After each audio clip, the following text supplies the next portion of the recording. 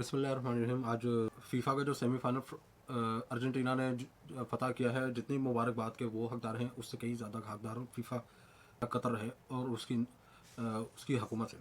दुनिया भर से ख़ासतौर पर मगरिब की जानब से इस प्रोपेगेंडा किया जा रहा था। इस बात का भी इजहार किया जा रहा था कि ये वर्ल्ड कप के लिए एक मुनासिब मुल्क नहीं है, लेकिन कतर ने इस वर्ल्ड कप को होस्ट करके और पूरी कामयाबी से मुकम्मल कराकर बगैर किसी बड़े मसले और हादसे के या किसी भी बड़े मसले या तनाज़े के बगैर किसी बड़े मसले या तनाज़े के बगैर हल मुकम्मल करवा कर दुनिया के सामने अपनी सॉफ्ट पावर और एक बड़ी ताकत होने का सबूत रखा।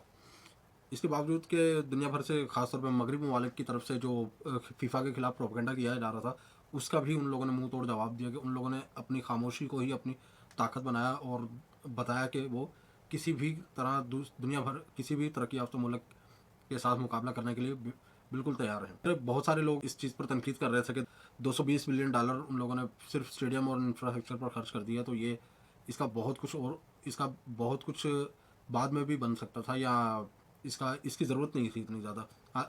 जबकि सभी ये जानते हैं कि फीफा वर्ल्ड कप में सारा जो प्रॉफिट होता है वो सारा फीफा लेकर जाता है। लेकिन इस चीज़ का मकसद क्या था आखिर?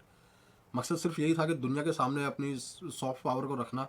फॉर एग्जांपल, अगर आज हम देखें कि जब हम मिस्र के बारे में सोचते हैं तो हमें पिरामिड्स और रेगिस्तान, ऊँट, इस तरीके की चीज़ें नज़र आती हैं, या इथोपिया वगैरह कोई भी अफ्रीकी मुल्क हो तो हमें ये चीज़ें नज़र आती हैं कि वहाँ रेगिस्तान होगा, गुर्बत होगी और लोग जंगलों में फिर रहे होंगे, या हर तरफ जो है ना बदहाली और जो गैंग वार वगैरह इस तरीके के होंगे। लेकिन साउथ अफ्रीका के बारे में सोचते हैं तो अब वहाँ हमें केप टाउन और बड़े बड़े casinos, business module, cricket stadium, football stadium और बहुत सारी ऐसी चीज़ें दिखाई जाती है जो कि किसी एक तरक्की याफ्ता मुल्क में होनी चाहिए। तो ये सारा कुछ सिर्फ और सिर्फ जब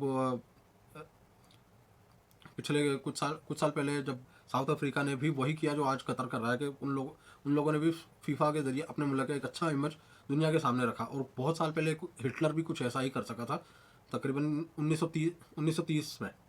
कहता है कि इससे बेनिफिट कितना होगा। बेनिफिट उनको उन लोगों ने बेनिफिट तो फीफा खैर देता, अगर बेनिफिट या प्रॉफिट की बात की जाए तो फीफा तो प्रॉफिट तो कुछ देता नहीं। वो जितना भी वो पब्लिसिटी और जो स्पॉन्सरशिप, ब्रॉडकास्टिंग और जो मैच की टिकट्स वगैरह जो कुछ भी है वो सारा कुछ जो है वो फीफा खुद ही लेकर जाता है, और इसका वो मुल्क को कुछ भी नहीं देता।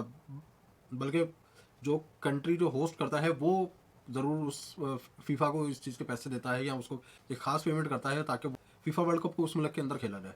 जो प्रोपेगेंडा चल रहा था उसको एक तो कतर की गवर्नमेंट ने बहुत अच्छे तरीके से हल किया। दूसरा, जो वहाँ जो टूरिस्ट आए थे उन्होंने अपना जो है बताया कि हमें यहाँ आकर कैसा लगा, कि यहाँ जो है ख़ासतौर पर बगैर शराब और शोर शराबे के भी खेल को एंजॉय किया जा सकता है या फीफा को एंजॉय किया जा सकता है। इसी दौरान फीफा के चीफ का बयान आ गया कि अब जो फीफा क्लब का जो मैच होगा वो मराकश में होगा।